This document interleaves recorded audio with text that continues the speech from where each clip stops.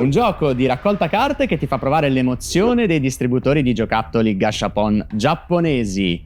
Stiamo parlando di Gasha. Ciao a tutti amici, io sono Wally e bentornati su Setup, la rubrica di Wikos nella quale parliamo di giochi da tavolo. Ancora una volta, questo è Gasha, un gioco da 2-6 giocatori, dura pochissimo, di studio Supernova qui in Italia per noi, e adesso lo vediamo subito intavolato.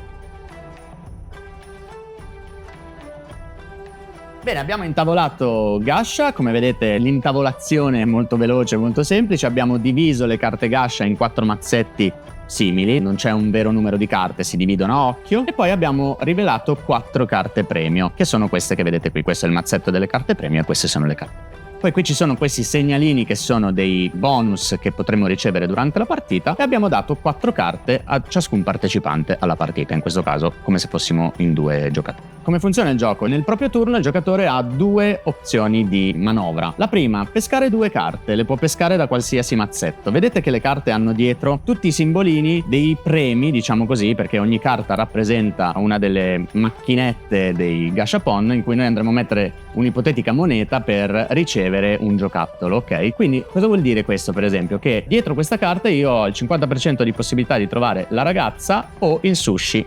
Pluff. Eccolo qua, molto semplicemente, però tu non sai quello che c'è dietro la carta, tranne ovviamente le carte che possiedi all'inizio della partita. Le carte premio, quelle che mi fanno fare i punti. Ad esempio, per riscattare questa carta premio io devo spendere dalle carte della mia mano una carta ragazza, una carta sushi, una carta gatto. Questa carta mi dà 5 punti alla fine della partita e mi dà metà biglietto. I biglietti li vediamo tra poco. Quindi vado a vedere le mie carte, ovviamente mi manca il sushi perché io sono così sfigato, ok, diciamo così, anche quando prepariamo i giochi io sono sfortunato, quindi se io volessi riscattare questa carta devo andare a pescare qualcosa che mi dia un sushi. Al momento nelle 4 carte Gasha l'unica che mi dà la possibilità di avere un sushi è questa, ma dietro non è detto che ci sia il sushi, però ci proviamo. Quindi io pescherò questa carta e ovviamente c'è la rapa, e dietro le altre carte non c'è nessun sushi, quindi andrò a pescarne un'altra per sperare di trovare qualcosa di decente. Ad esempio potrei valutare di prendere questa che mi chiede 3 simboli uguali di mia scelta, ok? E mi dà 7 punti. Io al momento in mano ho 2 rape, qui ci sono delle carte che danno delle rape, andrò su questa che ha il 50% di possibilità di trovare una rapa, quindi la pesco e ho trovato il gatto. Bene, basta, io chiudo e non gioco più. Sto trovando solo roba che non serve. Ok, è il turno del giocatore 2. Il giocatore 2 non ha nessuna carta da spendere per ritirare dei premi, quindi deciderà di pescare 2 carte. Ovviamente noi non sappiamo che cosa ha in mano, ma facciamo finta che lui stia giocando per i fatti suoi.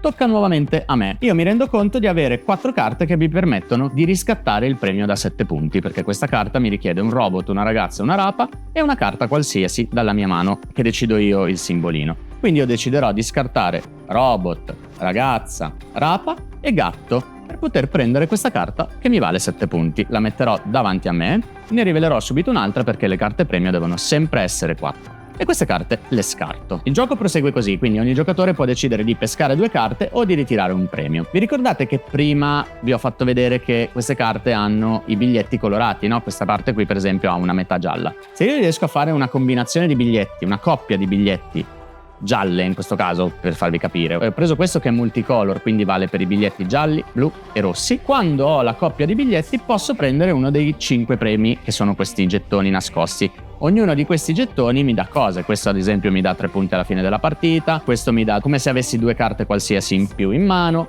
questo mi fa fare subito un altro turno, eccetera eccetera, ok? Il gioco prosegue così fino a quando non si esaurisce il mazzo dei premi, ricordiamoci sempre 4 carte visibili, o quando vengono esauriti questi premi a gettone. Ovviamente, manco a dirlo, alla fine della partita chi ha più punti vince. Questo era Gasha, amici. Avete visto un gioco semplice di carte, veloce. Io vi do un consiglio: non giocatelo in pochi giocatori, ma giocatelo nel numero massimo, che è 6 giocatori. Anche in 5 rende bene, ma in 6 diventa veramente cattivo, perché voi accumulate le vostre carte con la speranza di ritirare un premio e qualcuno prima di voi ve lo soffia, e lì partiranno le bestemmie al tavolo. Persino io, che non bestemmio, non ho comunque bestemmiato perché non lo faccio queste cose. È molto intrigante la meccanica del non sapere al 100% quello che troverai dietro la carta, che appunto ripropone il meccanismo del gashapon giapponese, quindi vado a mettere la monetina per arrivare a prendere il giocattolo e non sono sicuro al 100% che quello che riceverò